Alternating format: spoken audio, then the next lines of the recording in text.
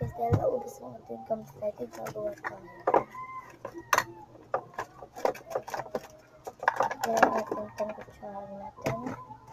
Tapos lahat ng mix, lalagyan natin. So, wait lang guys, kasi matagal. Kasi matagal paglalagay ko. Wait lang guys, let's make confetti. Wait. Guys, matagal kasi mabilis lang yung timer. Tapos ang tagal. So, wait lang guys. Stop ko muna. Pakita ko na sa inyo pagtapos na. So, ayun na nga guys. Nalagay ko na lahat. At i-mix ko lang siya. Grabe ang puno niya.